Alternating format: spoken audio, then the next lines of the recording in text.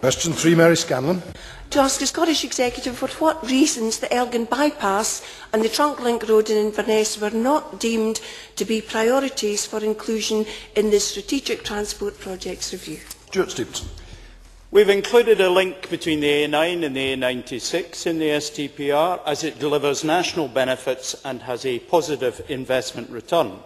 In their present form, proposals for connecting the A82 to the A9 and for a bypass at Elgin provide poor investment returns. The Government continues to engage with the appropriate councils and with Hightrans on road issues in Inverness and Elgin. If a positive business case for alternative proposals can be produced, we should discuss which body should assume responsibility for progressing any project that might follow. Thank you.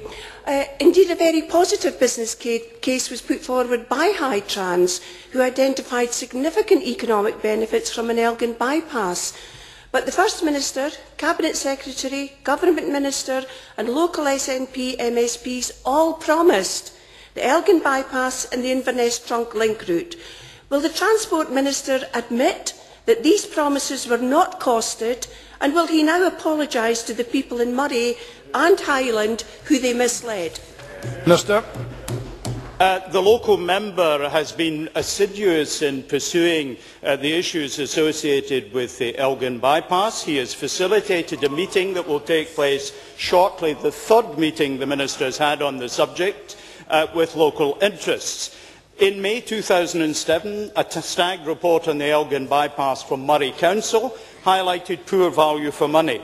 In 2008, in May 2008, Hightrans and HIE similarly found there was a poor case. One of the reasons why that is so, which is unique to Elgin, is of course a very high proportion of the people travelling to Elgin are not travelling through Elgin, but going there because it is a significant economic centre. But I'm confident that we can work with local interests to develop new proposals that can hopefully have a return for the investment that would have to be made from the public purse. Dave Thompson. Following the welcome confirmation from Highland Council Liberal budget leader David Alston that there is £119 million of council capital and developer contributions in their budget from 2009 to 2015, will the Minister confirm that there is now no obstacle to the Council pressing ahead immediately with the western section of the Inverness Trunk Link Road? Minister. I very much welcome the new administration in Highland Council's endorsement to the provision that was made by the previous SNP administration for the finance for the Link Road. We have, of course, made our substantial contribution to that project by taking as a national priority the link between the A9 and the A96. I merely hope that the Liberal members of Highland Council do not use their policy of cutting infrastructure investments by £800 million each year as an excuse for not making progress. Alison McInnes.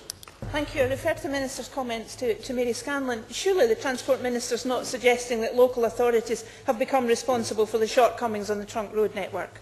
Minister. The issue in Elgin is divided, of course, by the through traffic and the local traffic. 40% of the traffic that goes to Elgin is local traffic. There is a very substantial local traffic issue. That is precisely why the Minister, officials are engaged with Hightrans, with the Council, in constructive engagement, and why I very much welcome the very active, energetic support of the local member of ensuring that all the complexities of this issue are brought to the fore and form part of the decision-making going forward. Peter Peacock. Thank you, President Officer. Would the Minister confirm that the Strategic Transport Projects Review was approved by Cabinet, and would he further concede as a matter of principle that a new line for trunk roads is required through Inverness and around Elgin? Minister. We are, of course, providing a new trunk road at Inverness and the link between the A96 and the A9, in addition to making substantial investments in dualling the A96 to the east to Nairn. We're in addition making very substantial investments in railway for Inverness. Inverness has a once-in-a-lifetime contribution from the STPR in the national projects identified there.